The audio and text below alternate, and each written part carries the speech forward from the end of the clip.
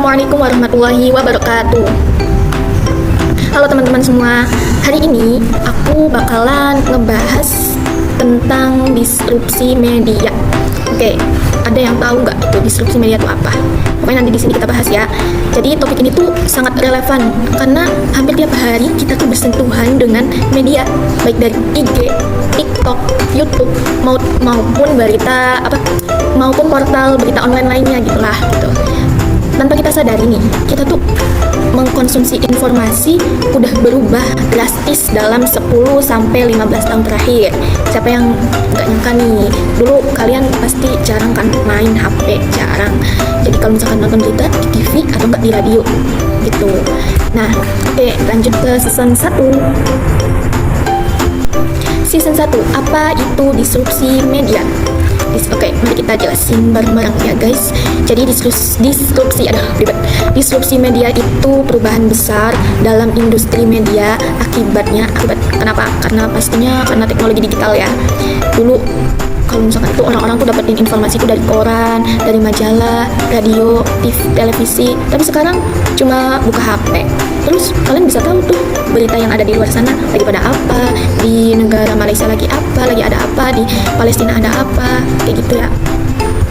Terus juga kalau misalnya ini zaman dulu tuh kalau misalkan nyari berita atau dapetin berita tuh nggak bisa kayak namanya komentar, terus like kayak gitu, terus misalnya dislike, mungkin kritik saran bisa mungkin ya kalau lewat ini. Biasanya kalau di TV tuh kritik dan saran itu bisa mungkin, cuma biasanya komentar kayak sekarang nih nggak bisa. Kita juga belum bisa subscribe, cuma satu arah lah ibaratnya informasinya. Jadi si pembawa berita itu hanya menyampaikan, terus kitanya nggak bisa tanggepin atau gimana ya, tidak ada tanggapan gitulah. Kalau zaman sekarang itu siapa aja bisa buat konten, siapa aja, semua orang dapat panggung, siapa aja bisa ngasih informasi, dan siapa aja bisa berkomentar. Tuh beda banget ya daripada zaman dulu. Oke, jadi itulah kesimpulan yang nomor 1 ya, season nomor 1 itu apa itu disrupsi media. Jadi disrupsi media itu perubahan besar ya dalam industri media yang diakibatkan oleh teknologi digital. Oke, selanjutnya kita ke season 2. Season 2 itu apa sih sebab dari disrupsi media? Kenapa sih kita tuh ibaratnya berganti gitu cara mengkonsumsi media? Sebabnya tuh apa gitu? Nah, di sini ada 4 sebab media mengalami disrupsi. Yang pertama, internet smartphone yang menjadikan akses informasi itu jadi cepat dan murah. Nah, berarti di sini penyebabnya yang pertama adalah internet sama smartphone. Oke. Kemudian yang kedua ada media sosial. Apa aja nih? IG, TikTok, YouTube, WA gitu kan. Nah, itu tuh mengubah cara orang-orang ngasih informasi gitu. Yang dulunya mungkin lewat TV, radio, sekarang kan semuanya beralih tuh jadinya ke platform online atau media sosial gitu. Yang ketiga, ada perubahan perilaku audiens. Jadi kalau misalkan generasi sekarang ya, Gen Z atau Gen Alpha itu lebih suka konten yang singkat, terus visual sama interaktif dibandingkan konten yang panjang gitu ya, terus belibet gitu. Jadi Gen Z itu sukanya yang singkat atau instan. Yang keempat, munculnya teknologi AI. Di sini siapa yang suka pakai AI itu. Jadi algoritma itu nentuin konten apa yang kita lihat nanti itu bakalan munculnya itu terus. Ya nggak sih? Jadi kalau berita kan kita nggak bisa milih beritanya apa gitu kan. Sekarang kan kita bisa milih berita yang kita suka ini deh, FYP-nya ini aja terus di HP-nya juga udah itu terus munculnya kebanyakannya. Kecuali kita nanti ganti searchingan apa gitu. Jadi kesimpulannya itu teknologi itu bergeraknya itu sangat cepat ya. Kalau media itu nggak ikut berubah, nanti mereka juga bakalan tertinggal. Oke guys, kita lanjut ke sesi 3. Apa nih? Sesi 3 ini kita bakalan jelasin tentang dampak disrupsi media. Tadi kan udah pengertian ya disrupsi media, terus penyebab, sama yang ketiga ini dampaknya apa sih gitu. Jadi dampaknya apa sih disrupsi media? Disrupsi media itu sangat nyata. Banyak koran, majalah itu ngalamin penurunan. jadi nggak laku lah ibaratnya zaman sekarang ya, majalah sama koran. Terus juga stasiun TV kehilangan penonton, soalnya orang-orang pada lebih milihnya streaming dibanding nonton TV gitu kan. Di sisi lain juga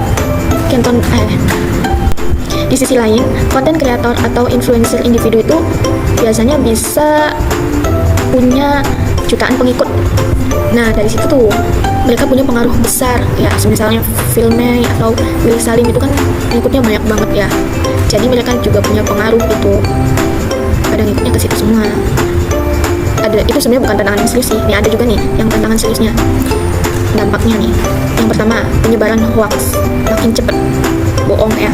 Sering banget kan kalian misalnya di IG, di WA itu banyak penipuan kayak dikirimin loker lowongan kerja ini gitu, terus nanti klik linknya kayak gitu. Nah itu hati-hati, itu hoax biasanya. Intinya kalian harus cek dulu ya kebenarannya. Biasanya sekarang tuh link-link pakai gitulah, terus informasinya juga nggak keverifikasi, ini tuh sebenarnya bener nggak sih gitu, sudut pandang dari sini apa kayak gitu. Kadang hancur gitulah informasinya udah. Jadi kita tuh bakalan ngelihat opini yang cuma sejalan sama kita gitu. Kalau nggak sejalan, nanti kita nggak bakalan ngelihat kan. Pasti kalian kalau itu ngelihatnya cuma opininya yang sejalan sama kalian semua.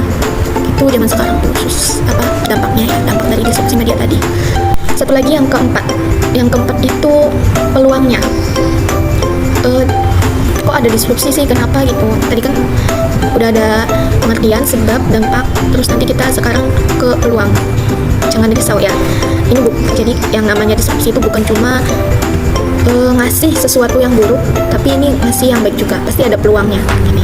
Walaupun ya tadi tantangannya itu banyak yang tadi saya sebutin di dampak disrupsi media, tapi di sini juga nih media karena mengalami disrupsi itu bisa dijadiin bisnis baru. Jadi sekarang udah banyak kan orang-orang pada belanjanya itu lewat online kayak gitu, terus affiliate kayak gitulah, terus monetisasi. Jadi terus juga kalian bisa kolaborasi lintas platform, misalnya kalian mau kolaborasi sama ini tuh udah bisa gitu kalau lewat online. Terus juga individu juga punya kesempatan buat ngebangun personal branding di era ini, asal kalian bisa kreatif terus konsisten, itu jadi sesuatu aset yang sangat berharga. Kalau dulu orang-orang pada harus bermodal besar ya buat untuk punya media. Kalau sekarang cukup buka kamera terus koneksi internet, udah deh kalian mau posting apa bisa nanti. Kalau dulu kan harus bawa kamera yang gede gitu, terus harus ada studionya. Kalau sekarang enggak, sekarang internet murah, informasi murah gitu. Gimana sih Kak menghadapinya gitu? Kan ada juga orang yang ngerasa berat gitu. Kalau yang dulu misalnya orang jualan koran kayak gitu, ya kuncinya itu cuma adaptasi, kuncinya hanya di adaptasi ya. Jadi seorang media atau yang tadinya pakai koran itu harus bisa transformasi digital, jurnalis harus bisa nguasain multimedia, masyarakat juga harus ningkatin literasinya supaya nggak kepengaruh sama informasi-informasi palsu. Soalnya kalau di era ini bukan yang paling besar yang bertahan, tapi yang paling cepat beradaptasi. Tuh, makanya adaptasi itu penting. Oke, karena aku tadi udah jelasin 4 poin, dan di sini saya akan buat kesimpulan. Jadi disrupsi media itu bukan sesuatu yang bisa dihindari. Itu adalah konsekuensi dari kemajuan teknologi. Teknologi maju dan konsekuensinya itu ya, kita kebanjiran informasi. Jadi pertanyaannya bukan lagi apakah media akan berubah, tapi pertanyaannya itu apakah kita siap berubah bersama media. Nah itu pertanyaannya. Soalnya kalau di era digital ini perubahan tuh bukan ancaman, tapi peluang buat mereka yang siap belajar dan berkembang. Nice, kalian jangan sampai berhenti untuk belajar. Terus belajar ya, terus adaptasi, dan tetap semangat. Bye. Assalamualaikum warahmatullahi wabarakatuh.